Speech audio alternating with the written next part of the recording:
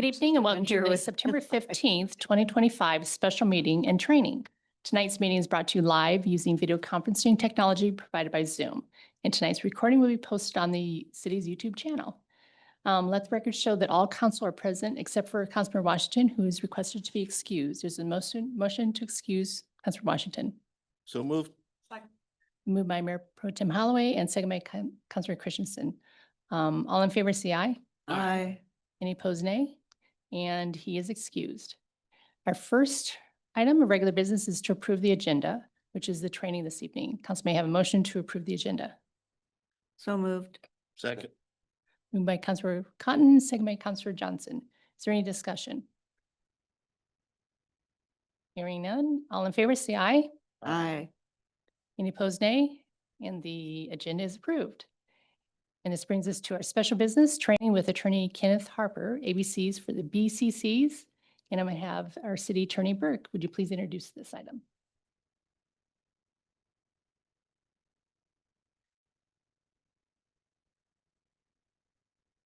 Oh. Sure. I was looking at the communication about the thing we did at 5 p.m. So sorry about that. Yeah, we're here to do a training. So I will hand it over. I'm getting up before you said something. Okay, sorry. We had a really important meeting at 5 o'clock that I was working on. No problem. All right. So I'm going to try to make this happen. And just tell me if I'm unmuting. What do you say, sir? Have I unmuted successfully? Is he mad at us? I got the green light. He's flipping Okay. you off, huh? My name's Ken Harper. It's a pleasure to be here. How's everybody in Snoqualmie this evening? So far, so good. Mayor, council members, thank you for having me over here. I'm going to do this with 3 items and about a hand and a half. I just got a little earlier and I was talking to some of your council members. I broke a finger. It's not meant to give anybody any offense, but I've got this one finger problem, and so I'm kind of a little bit hindered here in managing this and the clicker in my notes. But we'll get through that, and we'll make it hopefully a pleasant and educational evening. That's the idea. A little bit about me. I am primarily a land use lawyer, but I only represent municipalities. So I don't represent developers. I don't represent the sort of the neighborhood opposition groups that sometimes you see involved in land use decision making. But by doing this in the world of municipalities, it means that I see a lot of city council members. I see a lot of city councils. I see a lot of planning commission meetings. I see a lot of county commissioner meetings. And what I'd like to do tonight is reflect on a little bit about what I've seen. It's my 30th year, which is kind of shocking to say, but there it is. My 30th year doing this, and I think I do see some features and some common trends that it may help other cities to hear about. We're going to go for about 40 minutes this evening on kind of broad topics about being a board member, commission member, or a council member. Then the second part of the talk will also be about 40 minutes. And during that portion, we're going to talk about some real nuts and bolts issues, some of the real practical issues of how to do a good job, stay out of legal peril. I am doing this in part under the sort of the auspices of Washington City's Insurance Authority. There is a risk management component to what I'm doing, other than trying to help cities and counties make good decisions, just in the interests of good government. It's also really important to try to make good decisions that don't get your jurisdiction in legal hot water. It's not always possible. Sometimes you will get in hot water no matter what you decide. But if you can avoid the unforced decision-making errors and then only wind up in trouble for a good quality decision, that sometimes is okay. That's where WCIA or your city attorney or some other lawyer will just defend the city and do the best you can to make that decision stick. But it's that process of making a good decision that gives you the best chance of having a judge acknowledge the quality of that decision. That's what we're really here about tonight. Now, because I kind of work in the land use area primarily, it may sound sometimes like I'm speaking to planning commissioners and city council members doing land use decision making primarily. I don't really mean for that to be the emphasis. I know we've got a lot of boards, commissions, and committees. Why don't we get a little bit of feedback on that right now? Who do we have here from the Planning Commission? How about just a show of hands? Okay, got a few planning commissioners. Pretty obvious to spot the city council members, isn't it? Because they kind of tell, you don't need to raise their hands. All right, who else do we have? Planning commissioners, council members, any other commissions? BC, I've done this a lot. And one time I got all the way through it and somebody raised their hand at the end of it and said, what are the BCCs? All right, just so we're clear, it's the boards, commissions, and committees. All right, and the ABCs are the elementary steps in making sure your boards, commissions, and committees do good work. If you have a question like that, you don't have to sit through the whole presentation to ask it. Okay, sir, you are with the Civil Service Commission. Okay, great. Who else do we have here tonight? Yeah, Planning Commission, Civil Service. Yes, ma'am.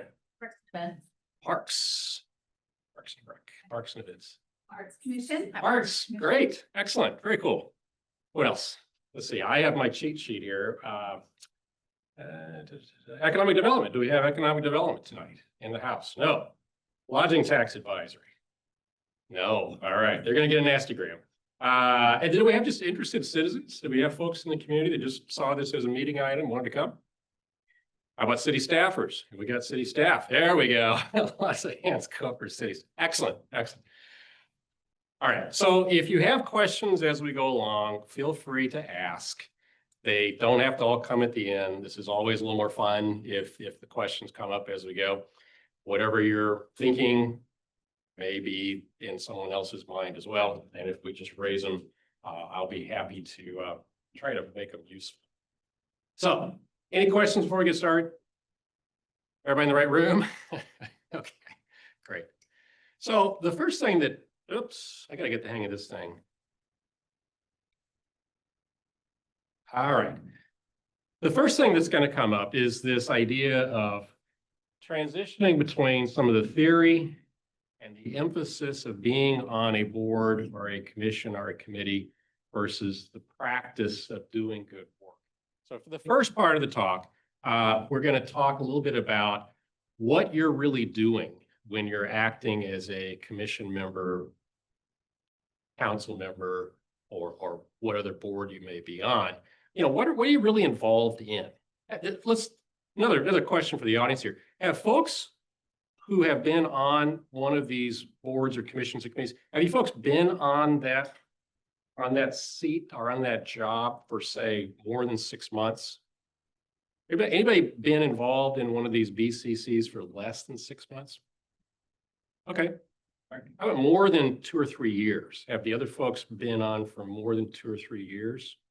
Quite a few. Yeah. All right, good. So you've already got a sense of why you're doing this then, and what kind of public role you have. That means we can probably go through the first part of this a little more briskly. Sometimes we do this and folks are really just very new. They don't have a good sense yet of what it means to be involved in an organization like a city. But that's a big part of what we want to try to get across, because you don't have complete freedom when you're part of a municipal organization, right? You're there in large part within a defined role, acting through very specific public procedure frameworks. And it's where you sort of lose track of that or get outside of that you can get more deeply in trouble. The other thing we want to talk about, of course, is the second part, these rules or roles to do good work and make your decisions stick. Everything that you do, of course, is part of this public organization. That means there are laws that govern how this operates. We're going to talk a little about not necessarily a law, but just a good practice to make sure that you're running your meetings effectively. And then we are going to talk about some laws. The Open Public Meetings Act is one that unfortunately has some surprising traps. It superficially seems very simple, but if you've been at it for quite a while, as I have, there are some ways that I find very well-intentioned city council members, planning commissioners, other sort of secondary or third level boards and commissions getting into trouble. The appearance of fairness doctrine is going to take up a little bit of our time, but not a whole lot because it only applies to a very limited set of circumstances. For the most part, if you're not a council member or a planning commission, you're not going to need to worry about the appearance of fairness doctrine. And then finally, we've got to talk about the Public Records Act because everybody in this room is a steward of public records. It's not necessarily the Snoqualmie Public Information Officer who has that role. It's not necessarily your city attorney who has that role. It's really everybody that does any kind of work on one of these boards or commissions. You are managing, you are creating, you are responsible for public records. That can be surprising in some ways that you may not anticipate, although I think everybody intuits it. It can lead to additionally some unfortunate circumstances that we can talk about. While we're on these general topics, I want to mention a couple of things before I go to the next slide. Number one, I'm not your city attorney.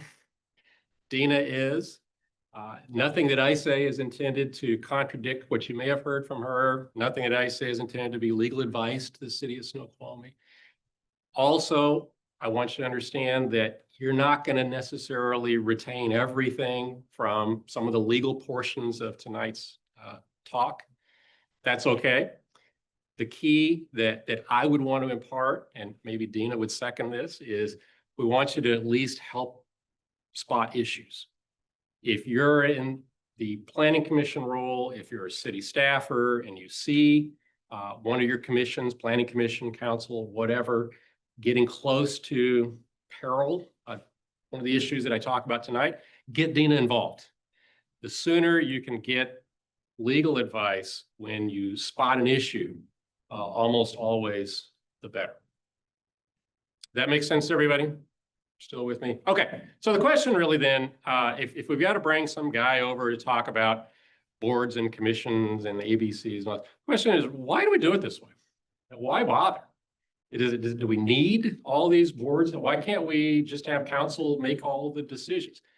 And it's kind of a valid question, right? Because the city of Snoqualmie, like any city, is complicated enough already. And then to have boards, commissions, and committees branching out, doing different kinds of work in different types of fields, each with this responsibility for managing public records and making good decisions, and each with a potential media-facing dimension to what they're doing. All of that is complicated. So why do we do this? Well, it's not easy. It does make decision-making more complicated, but it also serves a really critical role. We're going to talk a little bit about that here in a few moments. What I've seen with particularly planning commissions, historic preservation commissions, design review commissions, what I've seen is a role that helps facilitate public involvement, helps identify difficult problems, and really streamline the consensus building that your council needs to make progress. So that's probably the main reason we have to manage the complexity, but it does tend to create a tension as well, because you've now got this group dynamic with every board or commission or committee, and you've got to manage that, and you've got to manage it in the public eye. That's why it's challenging, and that's why we worry a little bit, I think, about whether we're doing good boardsmanship or good decision-making and creating work product that ultimately council can engage with. So this is kind of the why bother for the idea behind this sort of structure of local government. But I'm always interested in the why bother question for folks who participate on these boards. So let me just pause for a second here. What makes someone a good commission member? Or why do people want to be on a commission or a board? Why volunteer? You get drafted sometimes, but nevertheless, anybody want to chime in or give an opinion of why you think other people participate on boards and commissions? Is there a common theme? Yeah. I think, if you are unwilling or unable, whatever, to serve as an elected official, I think it's a great way to Yeah. complete public service. It's a great idea. Yeah. So the comment was, and I'm gonna kind of reflect on the question so that it gets picked up on the recording. The question was, why bother for folks who are participating? And the comment was, well, it could be an opportunity to serve even if you're not ready or able to go all in for an elected position. That's exactly right. I think a really key good reason to be involved in any of these boards or commissions is because you want to serve. And that idea of civic mindedness is something that I'm going to speak about in a few moments. It's also important, I think, for council and the community in general to understand that these boards are training grounds often for new council members.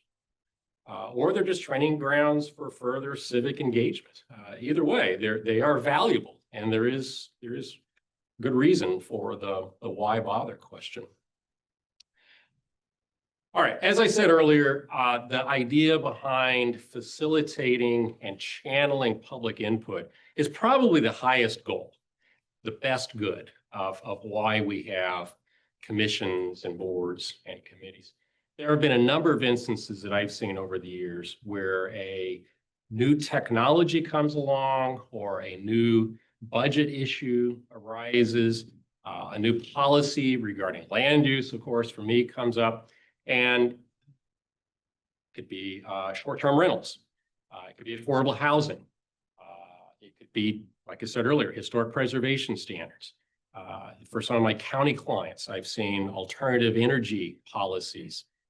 How are we going to handle large wind farms, large solar facilities? These kinds of things are new, and it isn't clear what the appropriate local government response should be. The community may not be clear on what it wants. And so the real facilitative goal of a planning commission or another subordinate board or commission can be to take all that input and, frankly, to show the community that it gets to have influence over this, but that ultimately a choice is going to have to be made.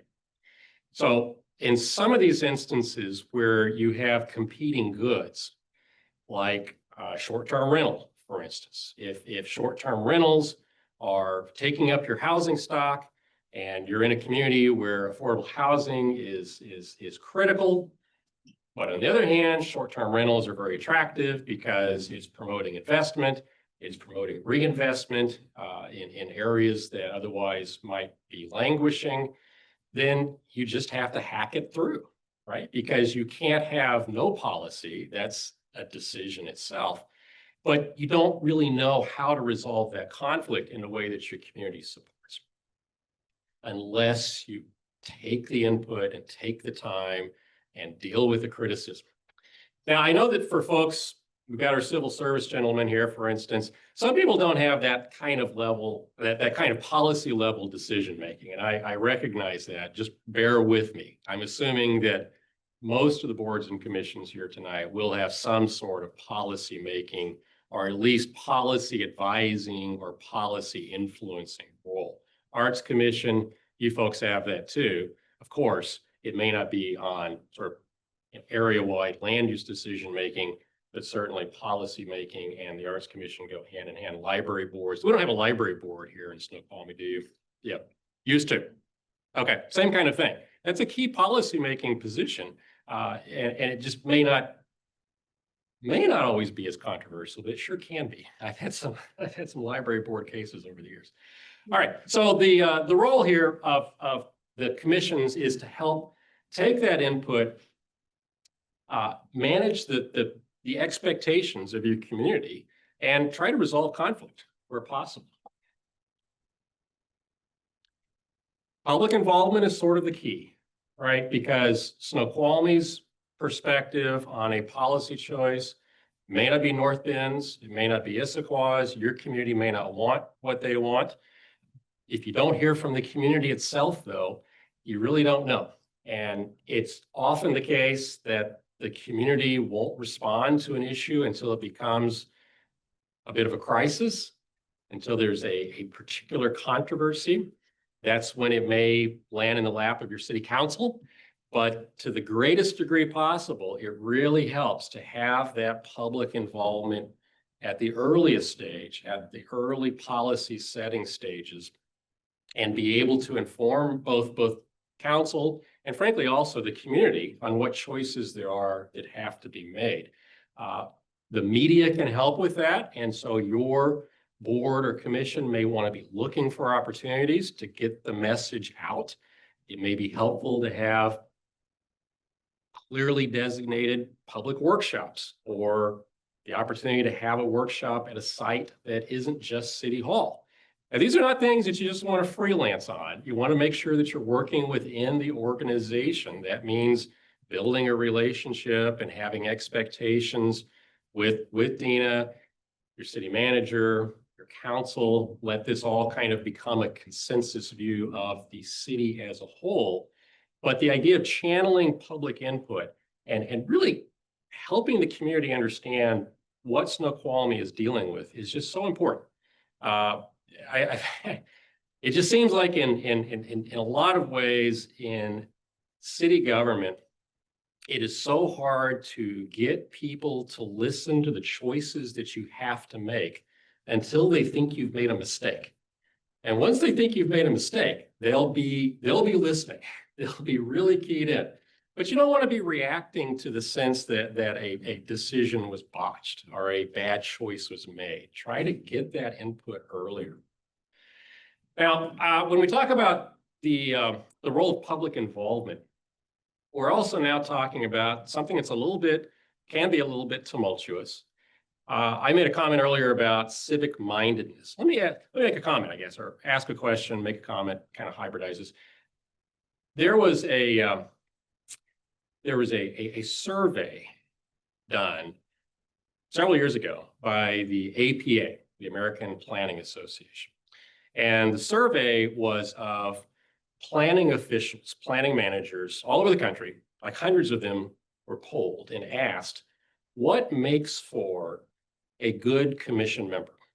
What are you looking for? What's the most valuable component in trying to manage this public involvement and working as a part of an organization, channeling input and policy suggestions to council?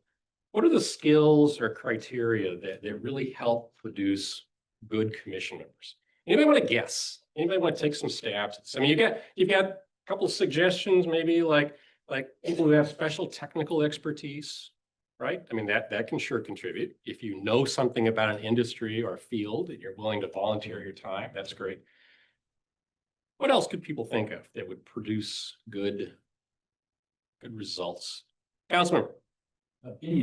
Opinionated.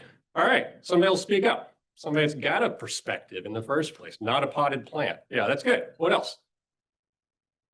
Anybody else want to just throw an idea out there? Good judgment. Good judgment. Yeah.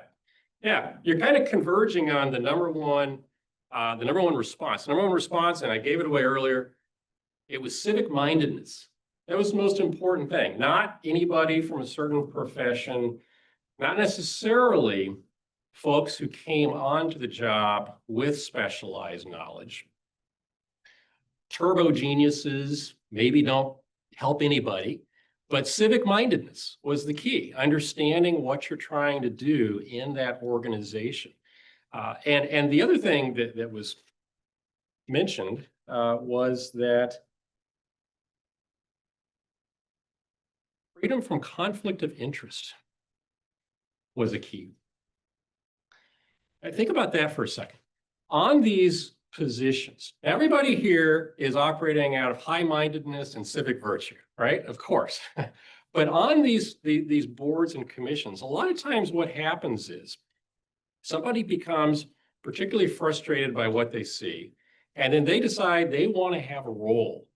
They want to be involved in influencing policy.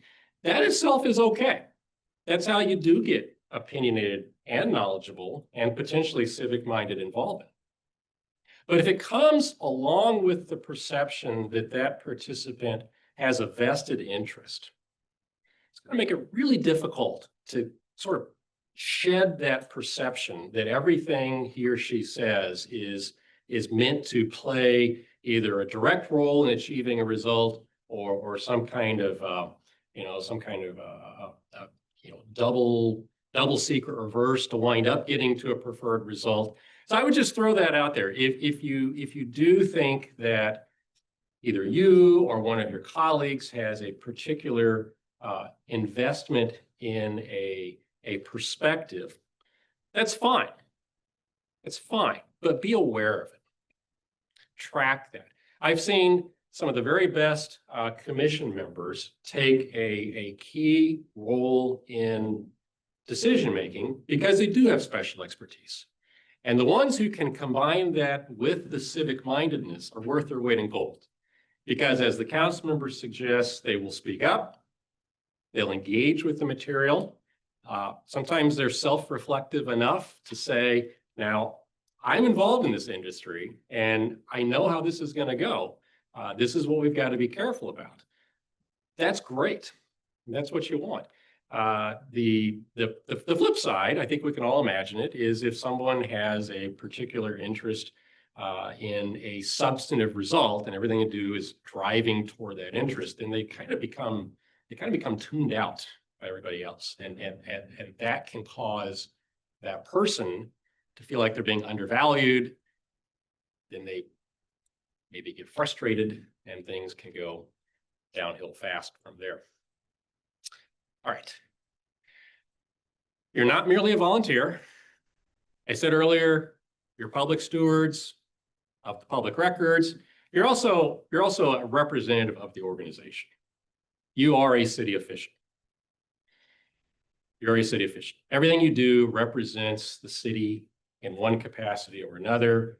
Your mistakes will be, unless you're acting completely outside the scope of your role, your mistakes will essentially be those of the city. You'll need to work with the city to create a good defensible view of whatever the controversy may be that you're involved in.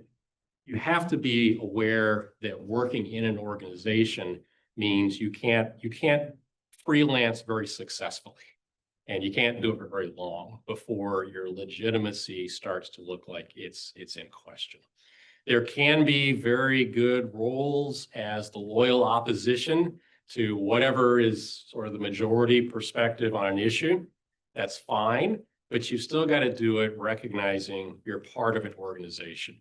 If you're not comfortable with that, then really you should be asking of yourself, or potentially your colleagues won't need you to ask that. But if they have difficulty with that, it can sometimes be helpful just to remind everybody that we are working toward a goal that means that the city is going to produce some decision or produce some policy.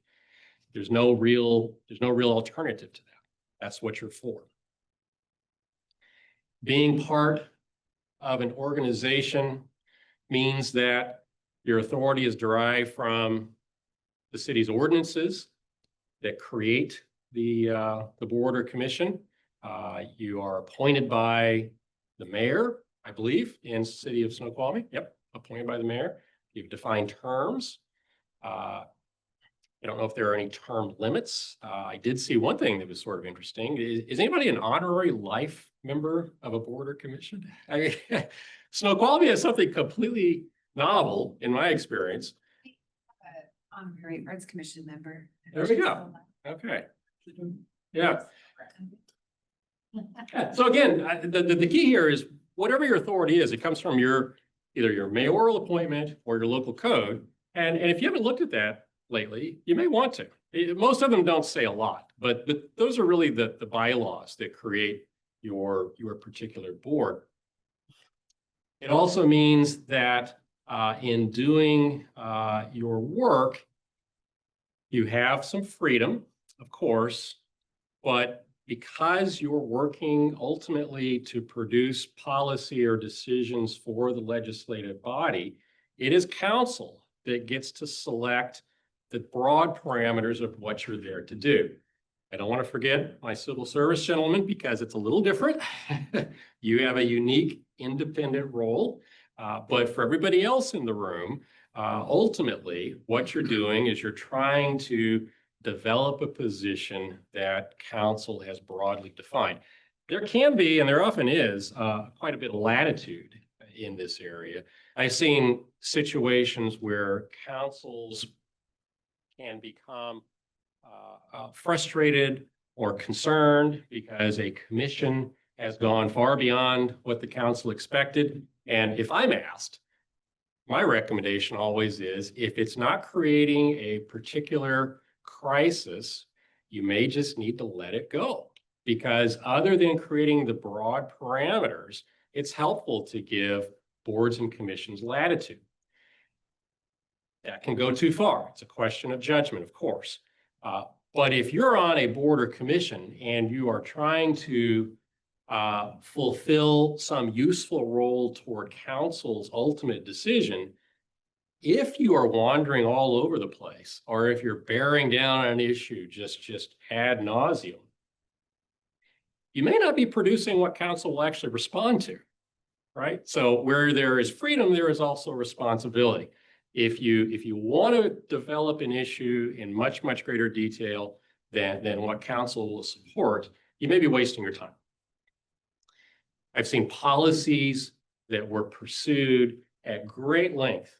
Again, I'm speaking to some extent from the land use perspective, that had no chance of being endorsed by city council. None whatsoever. But in these cities, the councils had tried to explain what they were looking for. The commissions were essentially co-opted by, I guess, not like a conflict of interest, but they were co-opted by a particular outcome they wanted to reach, and they just pounded the peg into the square, and nothing came of it until a generation of planning commissioners came and went. Well, that's unfortunate. It's a lot of resources that wind up just kind of being squandered. So realize that you're part of an organization and you've got freedom, but you want to do what will make headway. You want to produce results that council can engage with. Most importantly, that means you've got to have a clear conception of how what you're producing is going to look in writing. And this is the lawyer in me speaking now. I can't tell you enough how important it is to have your decision documents be useful to that third party who's going to read it, whether it's the council directly or it's the council being asked by a constituent. What is going on with your design review committee? Do you know what they're doing? Have you seen the draft of this new historic preservation ordinance? I mean, do you understand what this? Think about how it's going to read.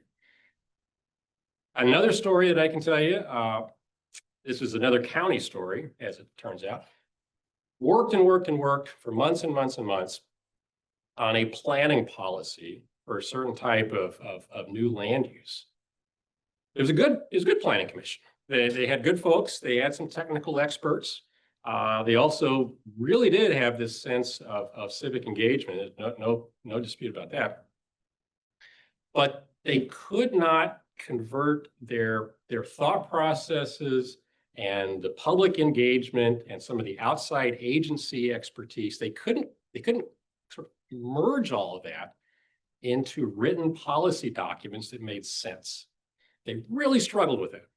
So there were just so many meetings where the commission would convene, kind of stare at the page, and then adjourn. It's just, nobody could quite make it pay off. And if that's what's happening, and now I'm kind of talking to staff too, folks. So if that's what you see happening, you may need to help troubleshoot. Because ultimately, all the good meetings and the bonhomie and so forth, it doesn't really matter if the decisional document isn't clean and precise and usable. So just want to emphasize that's probably the most important way. That and staying out of the eye of controversy are probably the two most important things to do to get city council to accept your recommendations. And this is not meant to be a monologue. Let me just throw this to council members. Does this track? I don't want anybody to name names or comment on it because I don't know anything about. I'll just tell you guys this. I am absolutely devoid of knowledge of anything controversial regarding the city of Snoqualmie, anything that any of your commissions have struggled with. But let me just ask, well, we've got the folks in the room. Do council members feel like that what you really need is ultimately to see good written product? Yeah, Councilman. Definitely. So we have liaisons, council to the different commissions, and if it's even them to articulate to the rest of the council. Yeah, it's just very hard to act on things. Typically, what we do is just say, this needs some more time with the oven. Yeah. We just say it straight back. But I don't think that that's historically been too much of. Usually it's what's something that's been in the oven long enough. Baked. Yeah. Good. Okay. All right. Yes, Councilman. I think the important thing, and thank you to all the commissioners, to all the committee members. Be lifting, we don't have as much time to take a deep dive into the issues. We deeply appreciate your time and dedication, because that's where real magic happens, and we're just kind of looking over policy.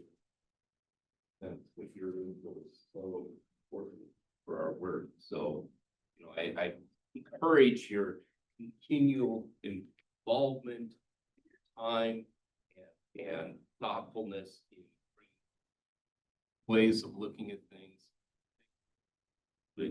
And so, That's a great, yes, Councilman. That's one also mentioned Yeah, please. that typically the creativity that I've seen come out of the commissions has been extremely useful for us because we are actually human beings as well. And we have limits to our knowledge and creativity. So yeah, usually things we're able to, I hate to go back to the oven thing, they're able to cook longer. Yeah. And more thoroughly when they're in the commissions. Yeah, so that creativity, I think, it helps. I mean, of course, there are boundaries to things. We're like, hey, we really need a fence ordinance. But that's not the thing you guys are to do, right? So there's kind of some limits. Activity of our city commissions is. Yeah, that's okay. That's really helpful because one of the things that, speaking out of the BCC members, the things that are the two things you guys have to be really blunt about it. You guys have time and you guys have expertise. I mean, anybody who's involved in the planning commission, folks on the arts commission, whatever other committee, you're there because you have some expertise. I mean, there's no question that you have a perspective or a background that made you self-select to want to get on that position. Counselors may have expertise as well, but they don't always have the time. And so what we're hearing, I think, is sort of echoing the point that you use that time. There's nothing wrong with that. Use that expertise. But the point is, it has to be ultimately clear enough and realistic enough for it to be policy or a decision document of some sort. Now then, we're going to move on to where the rubber hits the road, how to run a good meeting, and then we're going to take our break. All right, everybody still here with me? Got time, ability to absorb just a little bit more? All right. So the decision-making process or the policy-making process plays out almost entirely in public meetings. I think you all know that, but that goes back to that first slide that showed all those people in the car. That's a tough way to do business sometimes. On the other hand, that's how this works. That's the rule, is we do this in public meetings. That means you want to run good meetings. Planning commissions, arts boards, library boards, whatever your board may be, city council meetings, they work best when they are businesslike, when they are focused, when they have the ability to start on time, identify a clear agenda, move through the agenda, and then end on time. I cannot tell you how important it is to just be efficient and crisp and businesslike, because that will then influence the quality of the public participation you get too.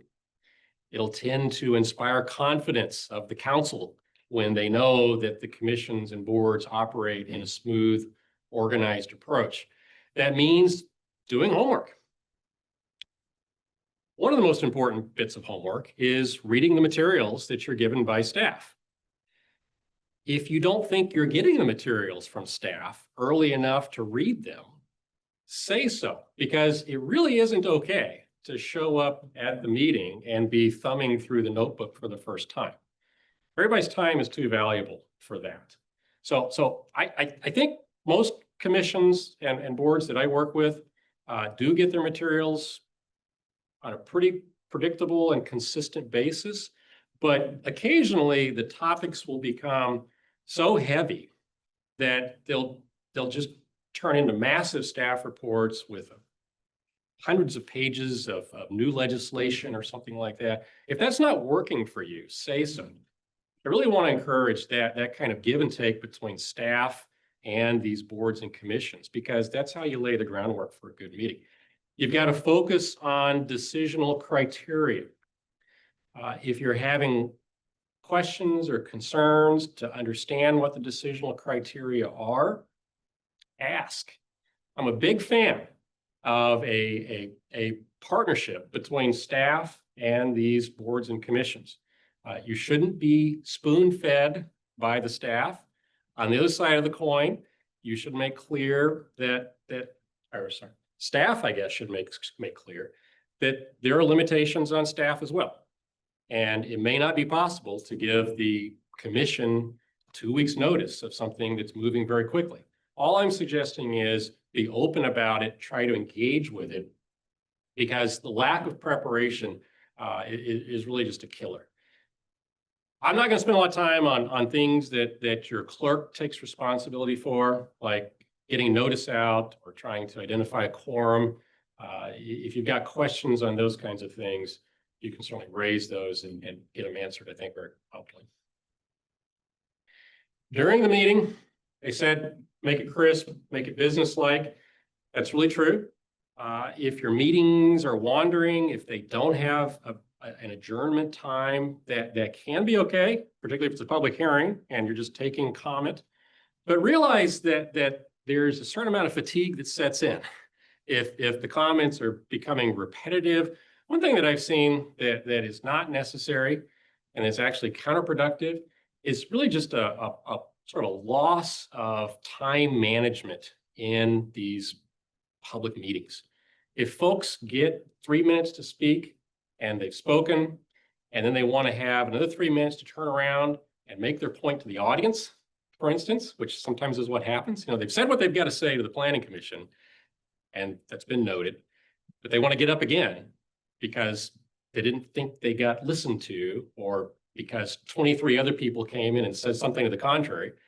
They want to speak again, and this time they really want to speak to, you don't have to allow that, right? It's not meant to become an open debate. It's meant to provide a meaningful business-like setting to create a decision. Right. You've got to recognize that you're working toward a specific goal. You've got to work within the box, so to speak. I think that's pretty obvious. That follows from essentially everything that I've been saying tonight. Did I mention decisional criteria? Here it is again. This guy thinks that the decisional criteria are pretty important. Yeah, I really do. I really do. You put all this time and effort into preparing for the meeting, trying to create expectations for public input. But if you don't focus on what you're there to do at a code-driven level, or whatever the criteria are, then you may be spinning your wheels. If you don't focus on a decisional criteria and explain your position in a logical, clear way, you may be wasting everyone's time. This is the kind of situation that I often see. A planning commission has a proposed rezone that's coming before it, or a conditional use permit, or a preliminary subdivision review. And I don't know how the City of Snoqualmie Code sends those different types of decisions to the planning commission as opposed to the hearing examiner. So you can substitute whatever your instance might be, but you've got some kind of decision coming before you, and you have your public meeting. You have the staff in the staff report identify the decisional criteria, And then you've got to explain your position and justify your decision, and the wheels just fall off. Nobody actually says, this is why I'm voting in favor of this motion. And I cannot emphasize enough that you've got to actively engage with the decisional criteria. I see land use cases go to often state superior court, and I see judges look at the criteria that are in the code and then look at the record of the lower body, the planning commission, the council, whatever it may be, and say, I can't see how they decided in favor of this result. I can understand what staff said, but then it comes to the motion that they voted on, and it doesn't say anything about, Snoqualmie Code Section 1732.040 sub H. Okay. You've got to speak up. You've got to speak up. And I just, what is kind of stuck with folks over the years is you've got to ask yourself, I am supporting this motion because fill in the blank. Speak up. Why? Why are you supporting the motion? Why are you not supporting the motion? If you don't feel comfortable saying it out loud, at least be asking yourself, she said she's moving in favor of this because this, well, that's not in the code, or there was no evidence of that. And then you need to say something, right? It's that kind of to and fro that shows a judge that there was a conscious decision-making process that reflects on the code. That's what will make your decision stick. Almost no matter which way you come out, if you're in the zone of reasonableness and you explain why you're doing what you're doing, your decisions have a much, much greater chance of sticking. Otherwise, you may have the right decision and the judge may send it back to you to do it again anyway, because it's not on the record. Pretty clear that some folks are more comfortable speaking in front of boards and commissions than others. This is not a slide I'm going to spend a lot of time on. Just be patient with folks and be kind, be friendly. You don't have to be a doormat for folks who are disruptive, who aren't trying to work toward an appropriate resolution. But even those folks have a First Amendment right to speak, of course. And if it's anything short of disruptive, have thick skin, let them speak, move on. By far, the majority of folks, though, aren't there to disrupt. They're there to do the best they can. And it may not be easy. So just make it a comfortable environment for folks on both sides of a controversial issue. All right, folks, we're going to stop there, take a break, and we're going to come back and we're going to stay out of legal trouble. I think we've got snacks, drinks. You guys know what's here. So I will give us, why don't we say, resume at 5 till? All right, we're going to pick up here and talk, we're in the home stretch. We're going to talk about the legal framework of this decision-making process that we've already identified is somewhat cumbersome. It's not always super efficient, but it serves other goals, right? There are purposes behind doing it this way. They're more important sometimes than just having a dictated result. Well, the first and foremost thing about how we do this, as I said earlier, is that it happens in public meetings. It almost only happens in public meetings, and that's by design. It's because we've got an Open Public Meetings Act in Washington. Has everybody in the room at some point or another had the open government training that's offered by or required by state law? Now, has anybody not had it? Let me ask it that way. Everybody's had at least some exposure, some people, okay, all right, well then. Yeah, taking that. Yeah.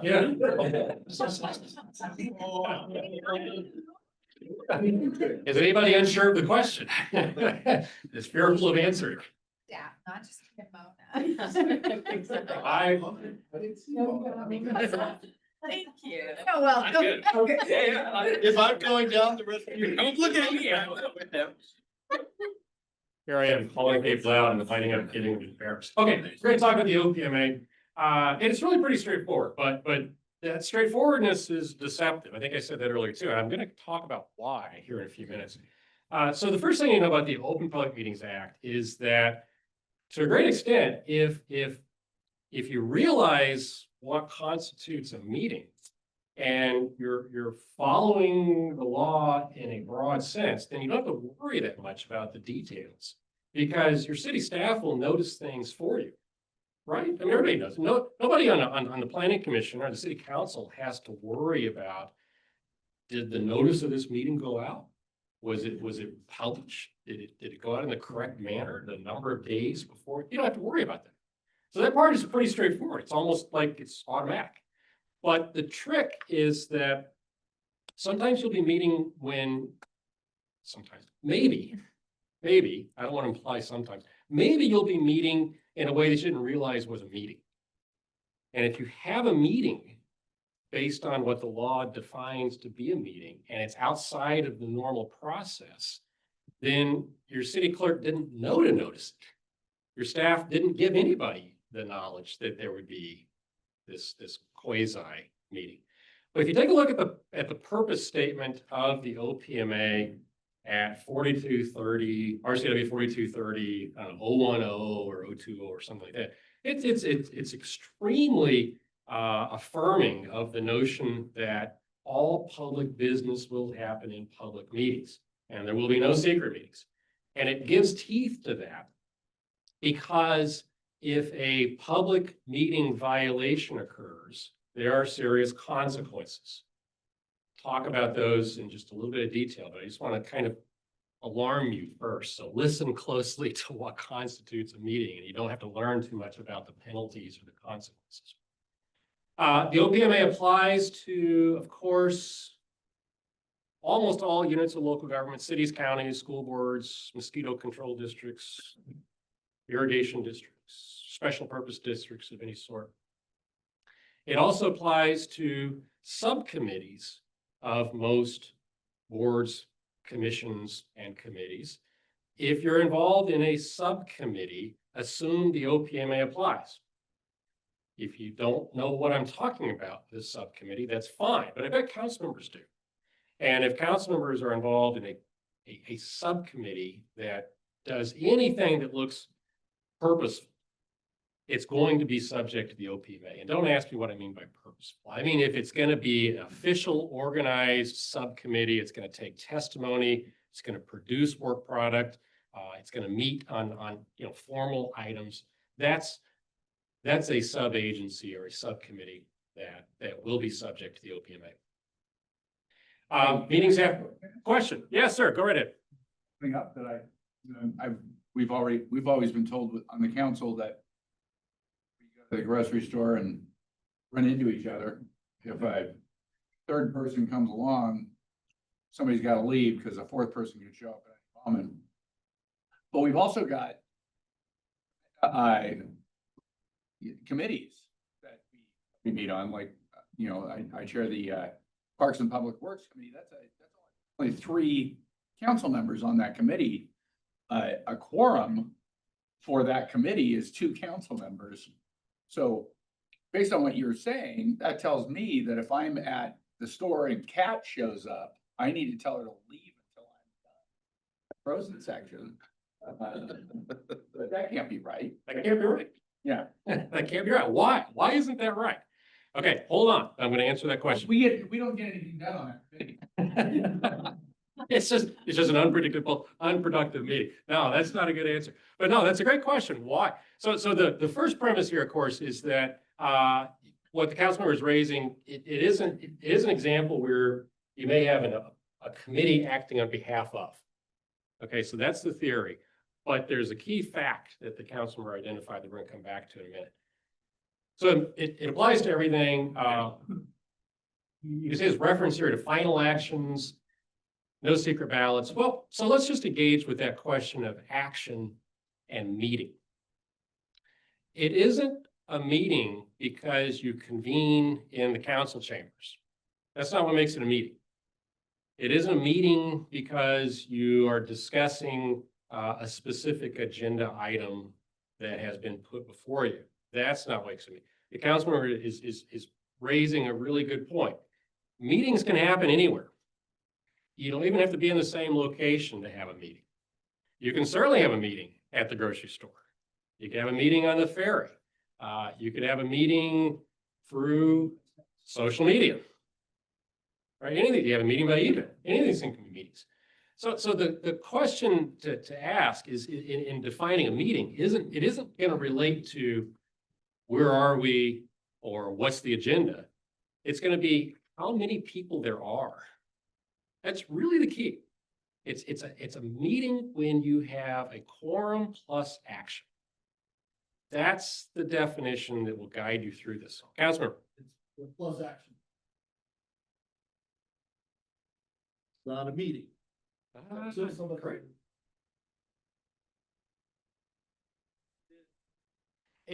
That's right. It really is as simple as quorum plus action. That will guide you through this. Now the challenge though, one of those is a lot easier to calculate and predict and be sure of than the other. Is it easier to identify when you have quorum, or is it easier to identify when you're taking action? I will tell you, it is a lot easier to count and identify when you have a quorum than it is to penetrate this concept of taking action. Because taking action does not mean, to go back to my slide a moment ago, it does not mean final action. Final action sounds like when you vote on something, right? I move that we pass resolution 213, blah, blah, blah, blah. Okay, that's a great example of final action, but that's not the definition of action. Action means you're discussing the business of the agency. That's the simplest, broadest way to describe it. Action means you're having a conversation about the business of the agency. It may not be on any agenda. It may not actually be taking public testimony. It may not actually be deliberating. It may actually be reviewing or evaluating something. You may just be very casually and very generically discussing the business of the agency. If you're saying those kinds of things and you've got a quorum, you just had a meeting. And your clerk didn't notice that meeting, right? She had no idea. So you violated the open meeting. So back to the council member's question. You're at the grocery store. You're talking about a subcommittee. The subcommittee is comprised of 3 members, right? Okay, so the subcommittee is itself not a quorum of the council. And if your subcommittee is meeting, you don't have a quorum of a subcommittee in that instance. So it would not be a great situation to nevertheless test how far you could go with that, right? But the key here really is track the quorum aspect. And here's, let me just kind of focus on this a little bit more. Let's suppose you're involved in some kind of social function. Go to the Mariners game. They're off tonight, by the way. And Houston plays Texas, so we're going to gang ground on somebody. But go to the Mariners game, and you may run into people, right? It's not that uncommon. Run into 2 or 3 people. Depending on the number of folks on your board, 3 people could be a quorum, right? Or you have 5-member boards, probably. Some, surely. 7 members, whatever it may be. Well, now, if you've got that, say it's a 5-member board, you've got 3 people talking, and you're all running into each other at the Mariners game, what are the odds that you're not going to have something to say about the city of Snoqualmie? Pretty low, right? Really? You're going to say, wow, what a great game. Well, I wanted to mention something to you. I want to tell you, I don't think that policy is going to work, and here's why. So then you kind of slid into having a meeting. So the best way to manage that really is to track how many people do we have. And if you have that quorum, then you've got to stop talking about the business stages. I had a case several years ago where the city council went to a local government conference. This was not here in Washington at all, but they went to a local government conference, and the council had factions that really disliked each other. So one of the council factions decided that when the first faction was meeting with sort of key policymaking officials at a higher level than the municipality, like congressional delegates, other folks in high agency positions, that they would crash the meeting and force the other people to leave, or else generate an OPMA lawsuit. And so the irony was they would divvy up the agenda. They knew how the OPMA worked.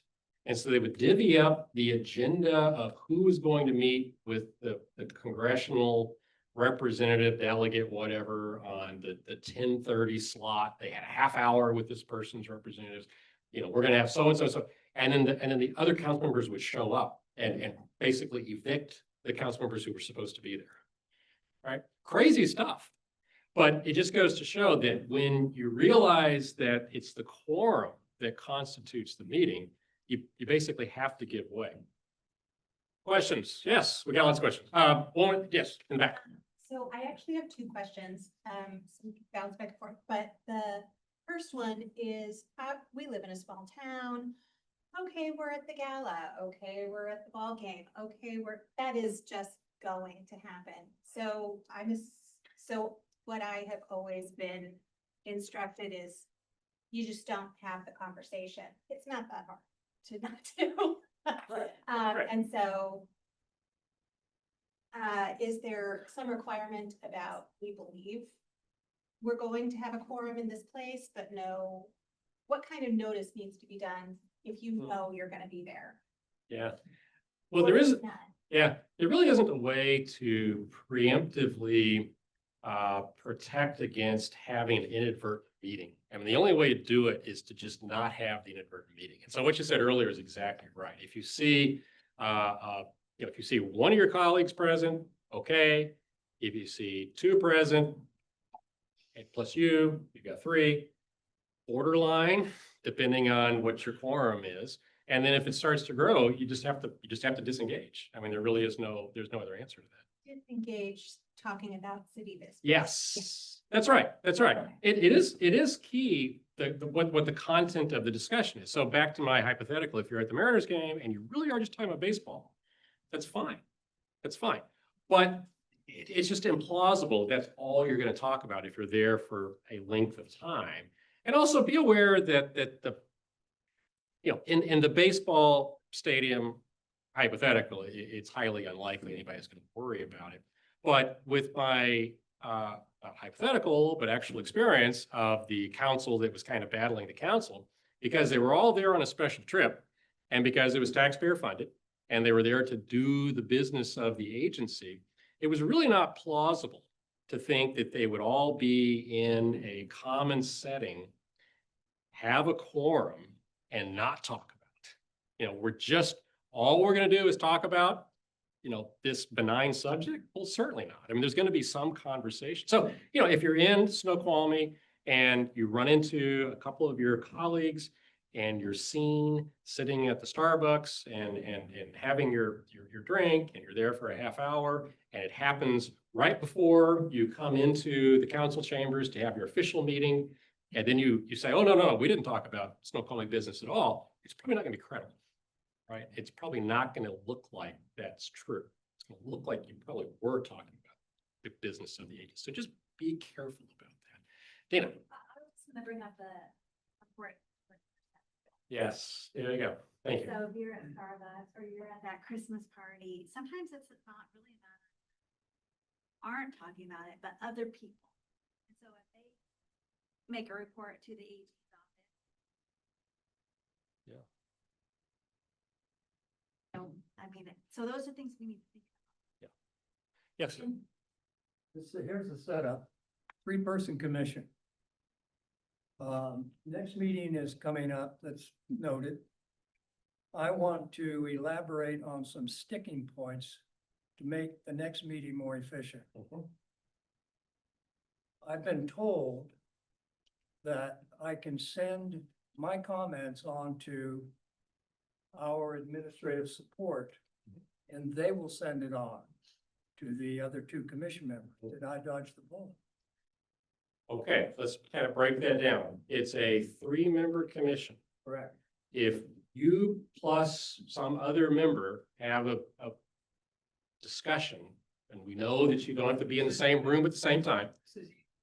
Fair enough. An email discussion counts. You're having a discussion. You're now engaged in a quorum. This is not uncommon with county commissioners, right? I don't know about necessarily your local county, whether they're a commission or executive or however it is they do their business, but frequently you see 3-member county commissions and they cannot meet really in any sense except in a formal business meeting. So when you've got a 3-member board, you've got a real problem.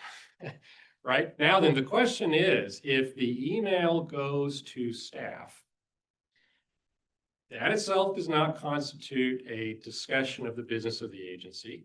All you've done is ask your question or frame your issue with staff. And if staff translates that and produces it to the other commissioner, I would still say you are not in an OPMA problem. Right, so Now- that is a technique I can use. That is a general position. Okay. I'm not giving you legal advice. I can see how that could be wrong. So let's just talk about that for a second, So okay? it's a point job. No, it's an evaluative process of what your intention is, because one of the key tests that the state Supreme Court has identified just in a few decisions in the past several years is that it is remotely possible to have an inadvertent exchange of communications where there was no intent to meet. I don't usually like to emphasize that because showing inadvertence is not going to be easy. And it's not even clear that inadvertence is a defense. This is a phrase in a decision that has never been further developed. So it's to take your hypothetical, if you are essentially using the staff conduit as a way to have your out of meeting communication with the other commissioner, and if that's what it looks like in the record, that may be a meeting now. On the other hand, if it is simply you're transmitting something to staff, staff is engaging with it as staff, and they're now transmitting it to another council member or commission member in your case, and there is absolutely no intent to have a conversation of the two civil service commissioners, then I would say you probably are okay. But it's that evaluation of what are you transmitting? Why are you doing it the way you're doing it? How often are you doing it? Has it become essentially a proxy for having a meeting in a sense? Does that make sense? In other words, this is one of these spot the issue things, right? And let Dina know. It's violating the spirit. And if the fact pattern develops in a way that looks like that's what we're doing, then I can see where there might be a problem. Here's my other question. Do you have to self-report if you think you violated the OPMA? There's no self-reporting obligation. All right, There's no self-reporting obligation. you don't have an obligation to. You do not have a self-reporting. Good, thank you. Councilman. Yeah, so in this fact pattern here, if no one else responds, so it's just a one-way communication to staff or even just folks at the council, would you be in the clear in that situation because you're just disseminating information, but you're not having an actual conversation or conducting any meeting? Typically, the passive receipt of information through email is not an indication of the intent to conduct a meeting. Okay, so what the Civil Service Commission gentleman is suggesting, again, if it's on the harmless, just need to get a couple of questions clarified. I think you were saying that it was a matter of procedure. You want to get a couple of things ironed out. Then in that case, Councilmember, I think you're okay. But because the Supreme Court has not further developed that case law, it's certainly possible that the passive receipt of information would start to look like the serial passive receipt of information. And if it is the serial exchange of positions that have constituted a quorum, then I think you are in trouble. So it's going to come down to, just as you said, evaluating the fact-specific circumstances. The best example, I suppose, of that is if there's an email exchange between you've complicated the fact pattern because you're raising a staff-focused question to get a technical staff-focused answer. But if you're emailing somebody on your commission, which obviously you can't do to start off because you've got 3. But say you've got 5, you've got 7, you're emailing someone else on your council, and just bilateral email, 2 people, you're okay. But then that gets forwarded out of your knowledge to a third person who may be communicating with another council member. Now you've got 4. And so you didn't have that intent for that to be forwarded, but once it did, it probably now constitutes one thing, whose intent to meet is the Supreme Court asking? Is it the collective intent to meet? Is it one individual's intent to meet? And so you can quickly see how you might see that distinction over the intent to meet start to slip away on you. So I would just say, be very careful when you're engaged in emailing in a way that you know may wind up in the hands of one of your colleagues who may then think it's appropriate to forward or continue that conversation. If it's truly a staff-focused technical issue, I think that's fine. I think that's fine. Yes, sir. Yeah, so like, one of the ways I think, whether they be commissions, legislative bodies, produce good work is to get to know one outside of the kind of parameters of their responsibilities, get to know their families, their lives, right? How would you recommend we as commissioners, or are they as council members, like what mechanisms can we use to get to know one another absent like, hey, everyone's coming over to the barbecue, or we're having like these events, right? Because I feel like these types of connections, these bonds that we form as commissioned, as council members, help us do good work, right? Getting to know one another outside of like our job descriptions. So can you just, how would you advise? That's a great question. I think to a great extent, it comes down to being very formally aware of what the law requires. And then being able to be, someone that exercises reasonable judgment when you know you're in the clear. So there's nothing wrong with getting to know your fellow commission members. There's nothing wrong with having a little give and take when you're in the meeting. I mean, that's okay, but that's not a really relaxed environment. So you can't ask about, so I heard you took your daughter to college last month. How'd that go? You can't really have that conversation in that setting. Which means you can certainly talk outside of that setting. Be mindful that once you hit the quorum, you're probably in the spot. So I don't know how you can have, an ice cream social of the planning commission and expect the community to accept that it's just for planning commissioners to talk about team building, And even team building is part of the business of the agency. So even that doesn't really work. It's just to talk about, what you think about the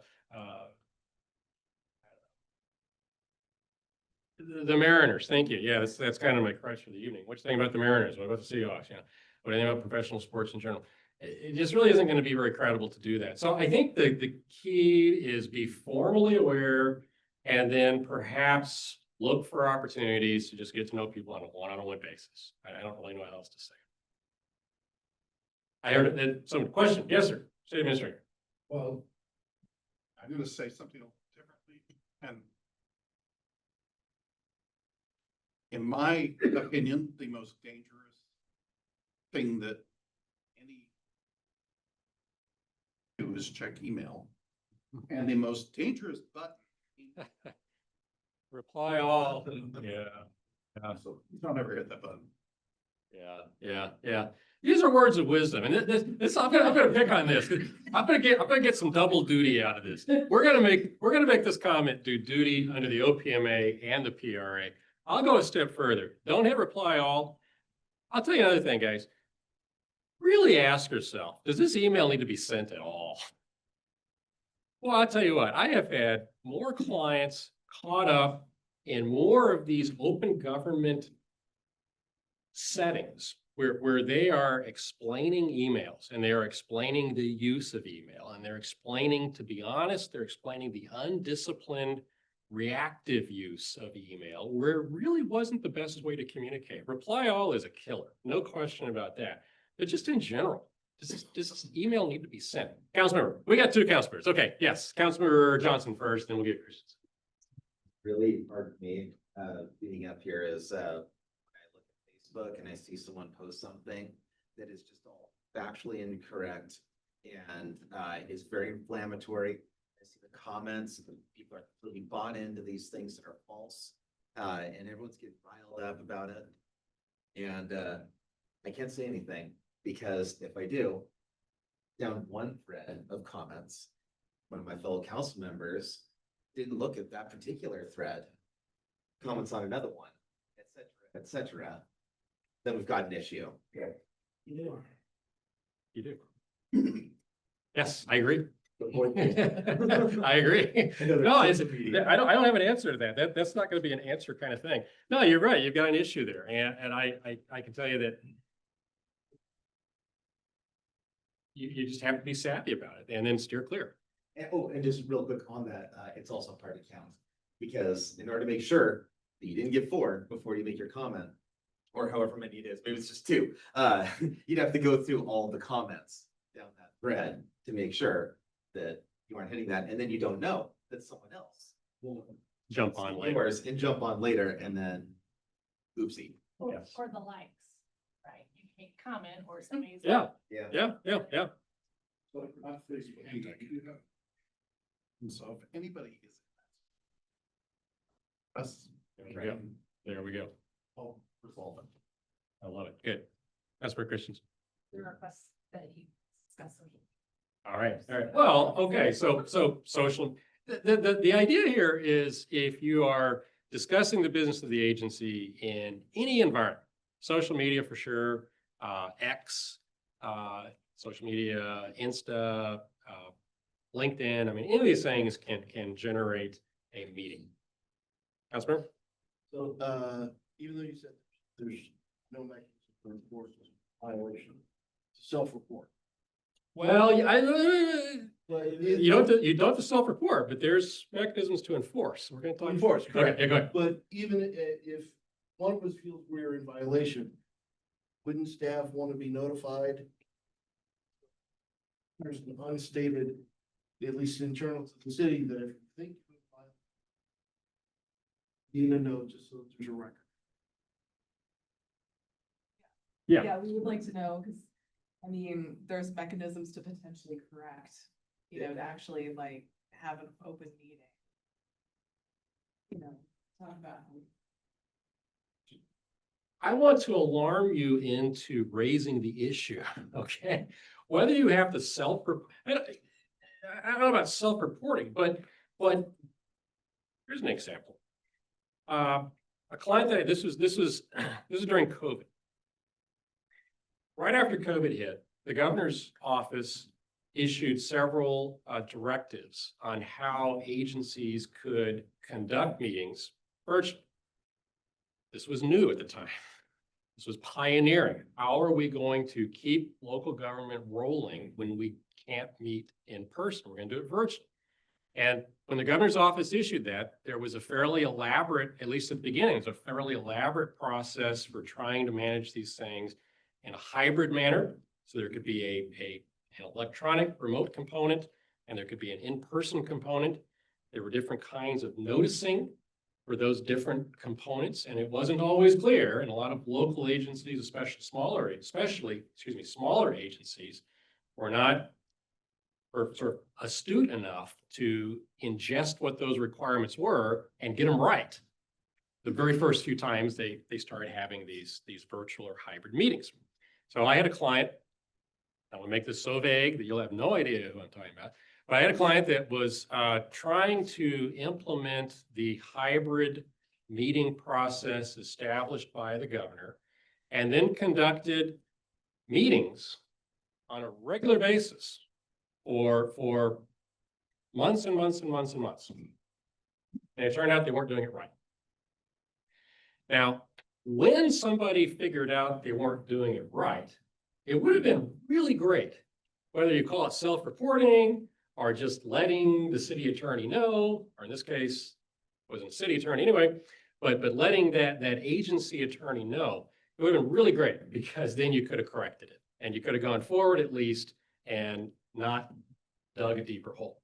But as it turned out, there were, 60 meetings, every single one of which was a separate OPMA violation, all in good faith. I mean, this was not an attempt to sneak around anything, but it was this is COVID, right? And this particular client was discussing an issue that sort of resonated with COVID politics at the time. And so it caused folks to really bear down how this agency was making decisions. And then when somebody realized, hey, wait a minute, that's not what the governor's emergency order actually said. Hey, how many times did they do it that way? Then it just unraveled, right? And ultimately it did get resolved. But so that idea that you don't have a duty to self-report, but the flip side is if you're concerned about what you're doing, if you're just not clear on what's going on, yes, I completely agree with the councilman. Please raise it. Please ask Dina or your city administrator, are we doing this right? So that if it's not right, you can't fix it. Yes. Question. Yeah, a couple things are on my mind. First of all, I'm a commissioner, appointed commissioner. But I'm supporting someone's candidacy in a local race. It could be for the city, it could be for the county. I have a sign in my yard. If I decide I donate money to the candidate, where is there any conflict of interest that I need to be aware of, or where could I potentially be stepping on a landmine? Okay. That, I don't think I can relate that to the Open Public Meetings Act. There is a general set of ethics rules for being a public official, and those do include conflict of interest components. Also, though, I'll tell you that there's a lot of latitude for campaign activities. So without sort of being your lawyer, which I'm not going to do, it's hard for me to say, exactly where the I line know is. this is adjacent to what you were talking It about. is adjacent to, yeah, no question, no question. Generally speaking, being involved in political activity is not an immunity to the OPMA or public records or any of these open government laws, but it is an area where there's more latitude to act than you may be thinking. Okay, so if you're involved in a commission and you're supporting a candidate for office, Snoqualmie or the county or some other agency entirely, and that support doesn't in some way or another impugn or predispose you in your work on your commission, then you're probably okay. You're probably okay. In other words, that other agency isn't gonna benefit. They're not gonna lose anything. You're not personally gonna benefit or lose anything. I guess I would say, get your city attorney to look at your specific setting, and also be guided by what Dina said earlier, which is be aware of how it may appear to the public. I mean, there could be a sense in which you could attract the criticism, even if it's unmerited, and you don't really want that either. The other thing is, I call it the sock in the mouth syndrome. Like city staff, they take direction from the brass, from the administration. They have to be neutral on projects. They can't get involved in the local political stuff. I've been on that side of it. But here we are now as city officials. I'm a city official, other city officials in the room. And as far as me having a voice, there's the commissioner and then there's the citizen. If I decide I want to have a voice on a subject, how do I parcel through that? Do I call myself out and say, hey, I'm on the commission, but this is the citizen me speaking? Because there will be moments where we all will run into that fork in the road. All right, I'm gonna give you a resource. Everybody knows what MRSC is, Municipal Resource Service Center. Okay, there is publication of MRSC on, generally, I'm gonna get this wrong. Actually, I wrote it down. There's publication on MRSC called something like Knowing the Territory. And it's about the very kinds of questions that you're raising right here. How to navigate your way through your specific role as a city official while also continuing to have your First Amendment right to speak, your First Amendment right to run for office, to support people who run for office, how to do it in a way that doesn't violate a specific conflict of interest. One of the things to be aware of is that you cannot appear to be speaking for the city of Snoqualmie when you're saying whatever it is you want to say. You can say it. You absolutely can say it, but you gotta be careful. You may need to make clear that you're disclaiming that you're saying anything in your capacity on behalf of the city of Snoqualmie. So there are rules, there are guidelines. I would just suggest, take a look at the MRC publication. If you kind of Google it around, you'll find it. But if I hear you right, if you call yourself out and make it clear, Generally, not representing the entity, you're representing your own voice. generally, that's your duty, is to make it clear, to not let there be confusion over whether you're acting in your capacity as an official of Snoqualmie. Yes, sir. But there is a general, particularly for elected officials, to appointed, city officials. Not use city or Right there. activities Right there. as campaigning. Yep. Okay, so you really shouldn't get in the issue of which hat am I wearing, because you can never wear your blue hat when you're in here. Yeah, well, yeah, the point I think the council member is raising is a question of using resources. And so in your hypothetical, I'm assuming that you're not involved at City Hall, you're not using your city issued email account or cell phone, if you even have such a thing. You certainly can't do that. I mean, that then becomes an actual potential campaign violation as well. Yeah, the PDC will get involved in something like that. Okay, we're gonna keep moving on the OPMA here. Everybody's aware of exec sessions, right? Executive sessions. Executive sessions are a topic I don't spend a lot of time on because they're a little bit like noticing meetings in that they are typically going to be managed and decided upon by folks like your Dinas.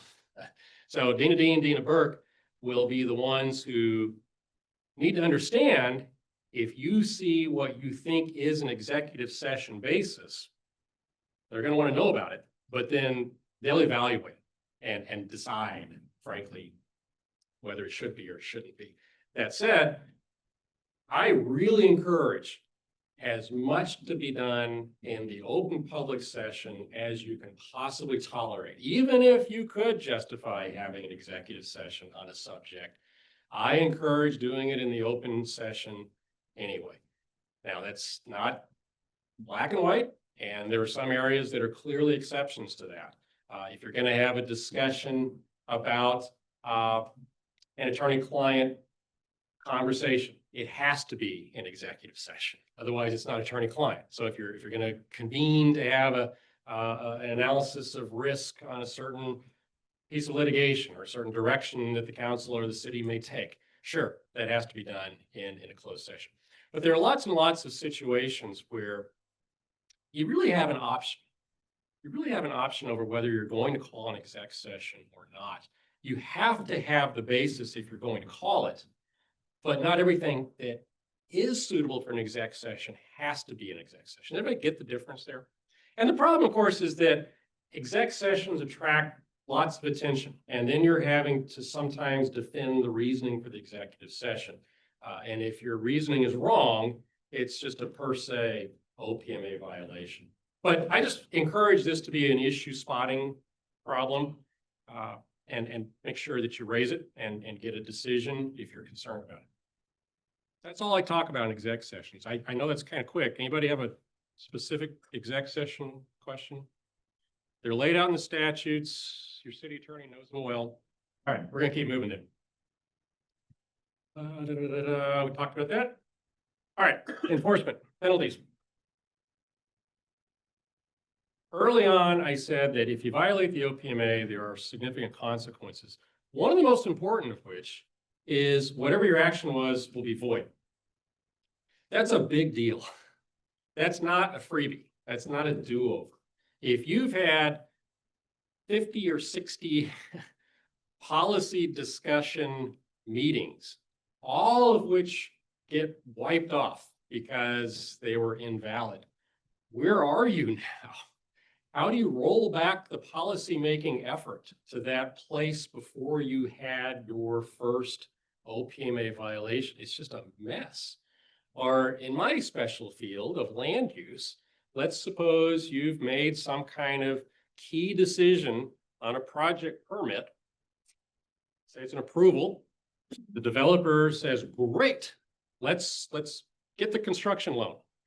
Let's start moving earth. Let's let the contracts and hundreds of thousands of dollars, 7 figures, 8 figures, starts to get, change hands. Somebody closes on the property, let's say, because they finally met all the entitlements in the due diligence period. And then that's void because there was an OPMA violation. Somebody's going to be looking for a claim to bring against the city. I mean, the stakes can just be really high when a decision is void. In more mundane settings, you've got to be concerned because there's actual penalties, not just the consequences and the uncertainties of a void result, but there's a $500, $1,000 penalty.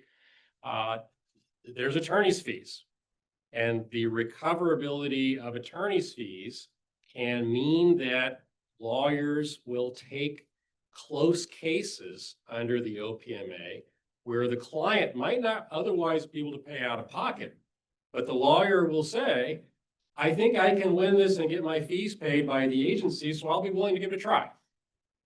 So it incentivizes lawsuits, and that's okay. I mean, the policy is we shouldn't violate the OPMA. And if we do, it shouldn't be a setting where the lack of resources basically causes it to go unexamined. If the person, in other words, to be blunt, if the person who's aggrieved can't afford an attorney, that shouldn't immunize the fact that an OPMA violation occurred. Now, the attorney's fees on these cases can be huge because once the litigation erupts and you get into the civil discovery process, you get into motions, and maybe you don't think it was an OPMA violation, and maybe they're exaggerating what the violation was. Now you're just spending money. And if you lose, the stakes go higher and higher and higher. These cases wind up on appeal fairly often. And by the time you're in the Court of Appeals, you're spending hundreds of thousands of dollars to vindicate. Or if you lose, you've really got a battleship sunk. And the penalty part is a little more troublesome than it may seem too. And here's why. $500, yeah, if you had to, you could cough it. But here's the trick. It's a personal penalty. So it isn't the city that pays the $500. It's you. And for the most part, and I can't speak for Snoqualmie, but for the most part, cities and counties cannot and will not pay because the law says it is a personal penalty. And if the city considers this one of these indemnified risks that they otherwise might cover you for, often that person that sued you will say, they can't spend your taxpayer money to cover their council member who violated the OPMA, and that becomes a new controversy. And so one of the things that they don't think is really necessary to say is the last point on the slide. This whole thing causes an erosion of public confidence. This can become an item that the media picks up on and follows long past the actual topic that was being discussed, right? Because then it becomes a story about wrongful government. So just be aware that this is nothing to play around with. And there's no clear answer to the question of how many penalty events can generate the $500 or $1,000 sanction if it occurs in this serial basis that I talked about earlier. So if it happens once, yeah, it's a $500 penalty or $1,000 if it's a repeat occurrence. What happens if it occurs 54 times? Right? Can there be a penalty of $500 and $1,000 for 53 successive meetings? We don't know. There's not a case that tells us that. So just nothing to play around with. All right. Appearance of fairness doctrine, going to go really quick. We only have a few planning commissioners here.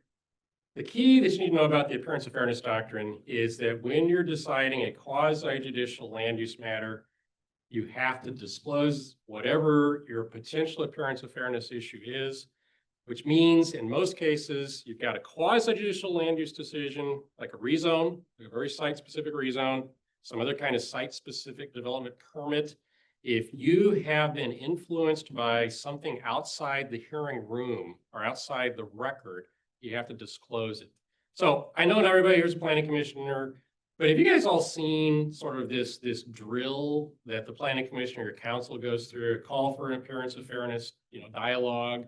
Has anybody here got anything to disclose? Is anybody involved in this project? Anybody received an email? What that's about is it's about showing the public that what's in the record and what happens in the meeting room is really what the decision is based on. That it isn't just for show, that the meeting isn't just the show trial, and the real decision occurred through the email or the personal meeting that the planning commissioner had with the developer at Home Depot, whatnot. Because that doesn't get covered by the OPMA, and yet we want to have confidence in his decision-making processes. That's where the appearance of fairness kicks in. I know we got a lot of folks who have nothing to do with planning commissions, and I think you guys use a hearing examiner process for most of your quasi-judicial land use decisions, so I'm not going to spend a lot more time. Before I move on, appearance of fairness issues, anybody got anything they want to discuss? And just so we're clear on this, you really have nothing to worry about in the appearance of fairness if you're not on the planning commission of the city council. If you're not either of those two, almost by definition, you're not hearing quasi-judicial land use decisions, right? Okay. Moving right along. We're going to save some time for the PRA, and then we're going to wrap up. The Public Records Act, like the OPMA, has this very, very sort of intense statement of purpose. The free and open examination of public records is in the public interest, even though such examination may cause inconvenience or embarrassment to public officials or others. I said earlier, you are stewards of public records.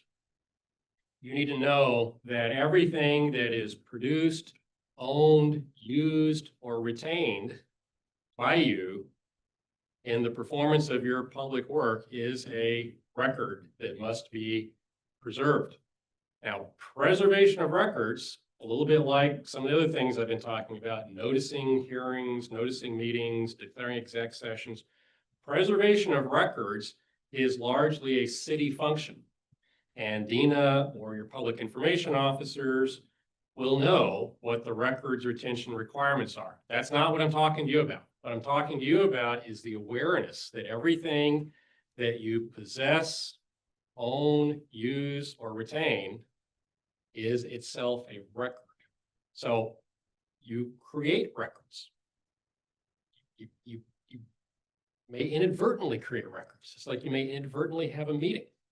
I want everybody to understand that your public information officers can't police the records that they don't know about. It takes a certain amount of just general background awareness of how broad the Public Records Act is. It also means that there are real penalties for violation.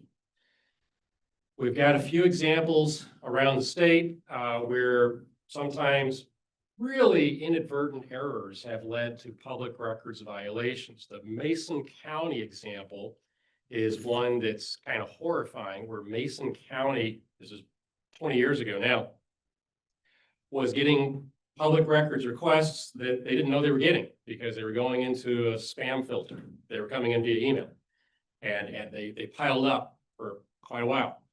But because they had been properly made and there was no 5-day response letter and then no effort to search and identify the records, it constituted a violation that was a couple $100,000. The size of the jurisdiction has very little to do with the potential PRA penalty. So we see penalty amounts for sometimes small jurisdictions that can be in the hundreds of thousands of dollars. Mesa, AKA Mesa, is a little teeny farming town out in the Columbia Basin, population probably 300. And they wound up mishandling records over the course of several weeks, several months maybe, quite a few records. $353,000 constituted twice their annual budget. They had to pay it. They had to find resources to pay it. Insurance doesn't cover this. Insurance doesn't cover OPMA violations. It becomes a general liability risk of the city.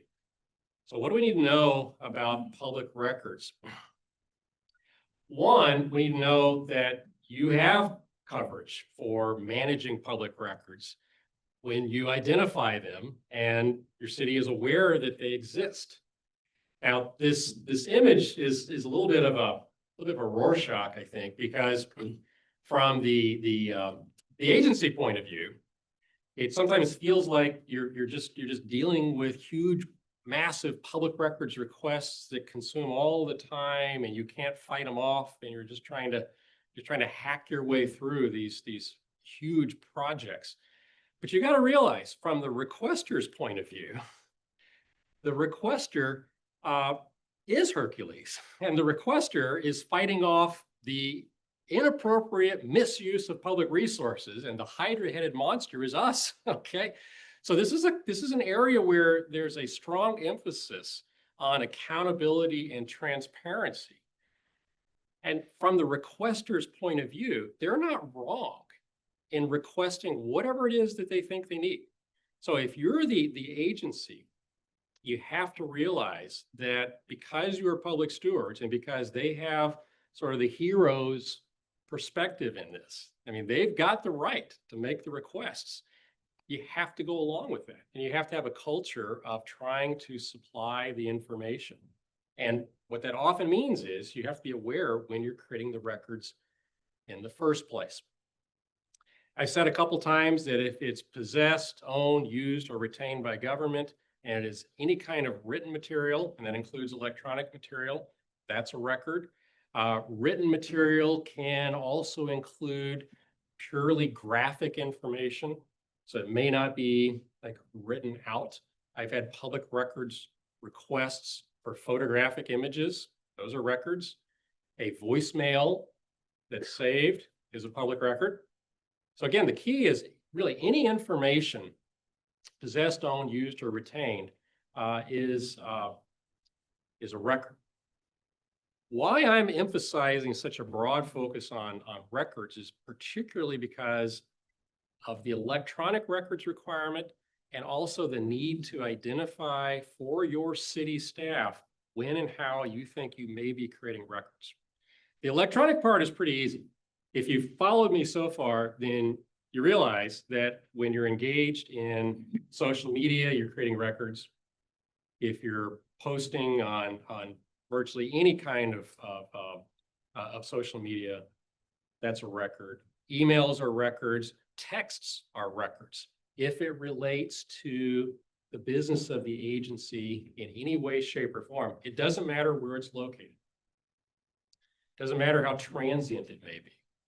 There's a key case about 15 years ago that involved Pierce County, where the issue was whether or not an official's personal cell phone was going to be subject to search for text messages that were probably public records.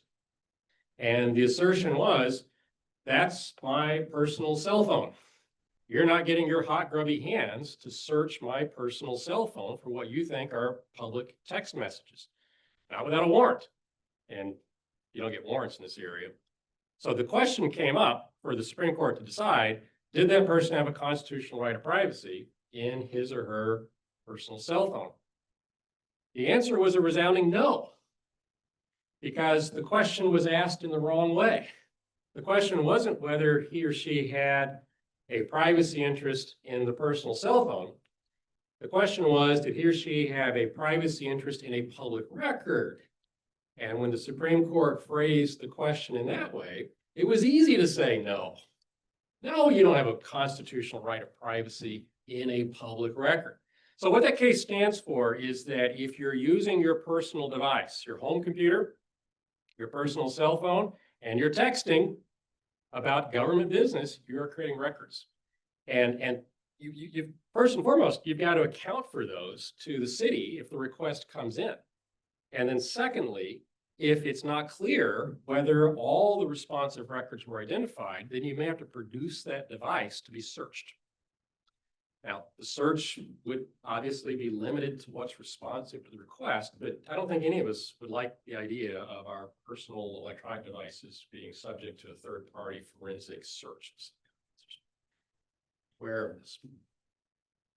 Another way that can be troublesome is if you're piling up paper records that nobody else knows about.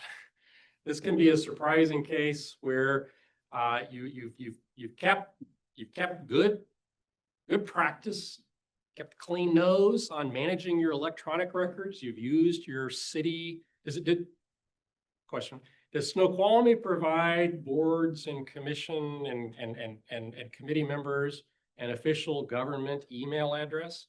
Yes, excellent, excellent. But you don't get your own electronic device, do you? You just have an electronic, or you have an email address. Okay. What about texts? What's your policy for managing texts? Don't do them, or are texts backed up to a central server in some way? Then don't do them, folks, okay? Okay, so here's what we're gonna take from this. Use your official government email. Don't use your personal email. And don't text.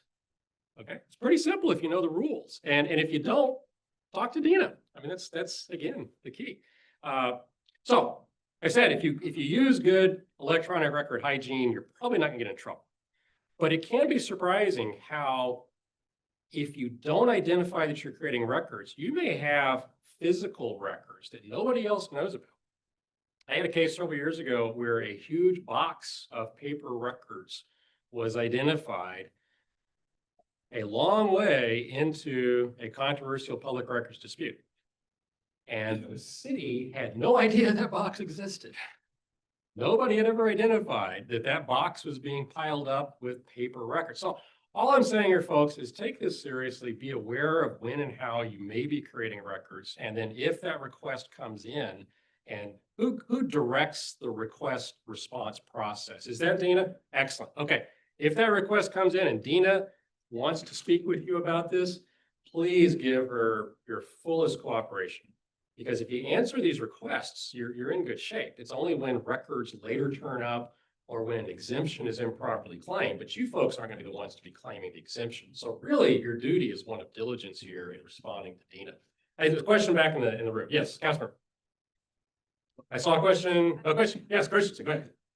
So in terms of like these public records and things like that, what if somebody who's on either a commission or the council subsequently resigns their term? And then we get a public records request that could presumably include documents or other records at that time. Is there to maintain those or to provide them? You wouldn't even necessarily know that, right? Okay, the duty to maintain is driven by the information value of the records that's established by the archives of the Secretary of State and the whole record retention schedules. Those go on and on. But you're absolutely right. When the person leaves, if the records haven't been sort of simultaneously preserved by the city, then they kind of go out of your direct control. I don't have a good answer for that, is my answer. I mean, ultimately, if you're engaged in a public records dispute, that could mean you have to now use some sort of discovery process to get those items. I don't think I've ever seen that. In fact, I know I've never seen that come up. The agency's obligation is to produce what it has. I would not say you've got a defense because you had it when that person was only a city official and then you no longer have to account for it after they've left. I just don't know the answer, I guess, really. That's a great question. Yes, ma'am. Never even thought of this. It's the most basic thing, and yet it has never crossed my mind. Taking notes during a meeting. Oh, yeah. Okay. Yeah, good. There have been public records requests for, I would like the notes that Councilmember so-and-so was writing up at the dais during that rezone. That has been an actual lawsuit. How would you even keep that? Okay. The AG's office has a whole public records set of model rules. They have a whole set of Q&As. I made a little promo for MRSC earlier.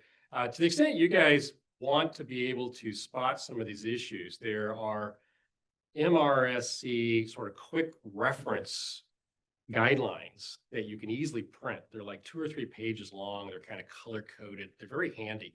And what you will find if you dig into some of these secondary resources is the theme that personal notes that are only for the official's sort of ephemeral reference are not public records. Okay. I'm not sure how much I believe in that. Okay, because that's not what the law seems to say. But you will find that. So I guess I've never felt comfortable. In fact, I've had this conversation sometimes when I'm sitting where Dina is and because I'm not the city attorney or sitting next to Dina, I guess I would say, I'm not the city attorney. And I've asked to come to some council meeting and I see notes going back and forth because I'm up there at the dais and I see those. I'm not comfortable that that's an acceptable practice. In fact, I will say, I think you should tell them to stop doing that. But then I'm sometimes met with the response, well, but I read that if it's just a personal, strictly a personal note for ephemeral purposes, then it's fine. So I just say, be careful. So I never would have thought to share a note during. Yeah, I think you just share it.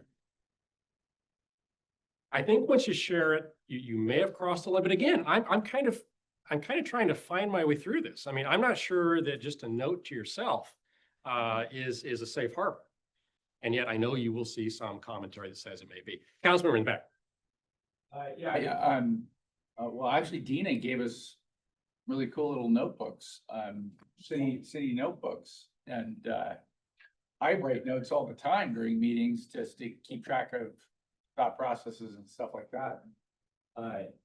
I've never written notes that the secret stuff that I don't want anybody to know, I don't write down. Keeping them all in one notebook makes it really easy. So that if ever there was a request for that notebook, I could say, yeah, here it is. I don't consider the time that I sit up here, my own personal time. So That's one of my earlier comments. Nothing that I said tonight is going to contradict your advice from your attorney or contradict the advice you get from your attorney. Yeah, I mean, again, Dina subscribes to the view that you can create personal notes. I mean, I don't know. I don't know that she's been asked that specifically. I think I fall into the, it's the, what you said of, in theory, they're not a public record and Yeah. be destroyed, but also it is a no whammies kind of, situation. Right. I think what you said is one of the good ways to kind of navigate your way through it. If it is or it isn't a public record, but you write it knowing that you're doing government work and that if it was requested and it had to be produced, that'd be fine. Then that's okay. That's okay, because then you're not necessarily going to rely upon that exemption. You may just produce it. Kind of like what I said about exec sessions. You can produce, and I encourage clients to produce all kinds of records that might be exempt because it's just cleaner to get them out and just produce them and not have to fight about it. So use judgment when you're creating those records in the first place and then make it an open book. That's a great way to do business. Wrap this up and want to respect everyone's time. So. Yes, and we are on the next to last slide. I've talked about penalties. You've got that already. It is right at 8 o'clock. Electronic records, I think we've covered. I'm sorry, Mayor. We don't need to extend. Are we good? Okay, we're really in the, yes, we're in the home stretch. I've covered these because of some great questions we've already had. Yeah, this comes right back to the city administrator's point. Be careful with emails. It's going to leave you on that point. Don't email gratuitously. Hit that culture of compliance, no law. That's it, folks. 802, 803. Pretty good. Okay. Thank you very much.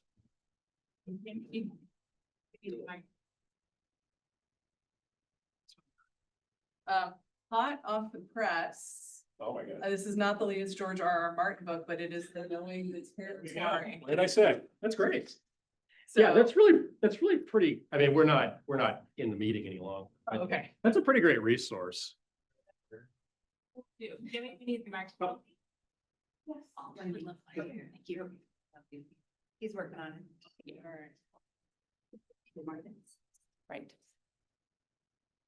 Right. So first of all, thank you to Kenneth Harper for all this important overview on the BCCs, the ABCs for the BCCs. Thank you. And thank you to all our committees and commissioners for spending your time with us this evening. I think this is very important information. I appreciate your being here. So thank you. And with that, we have a motion to adjourn. Moved by Councilmember Johnson and Mayor Pro Tem Holloway. All in favor, say aye. Aye. Any opposed, nay? And we are adjourned at 8:03. Thank you.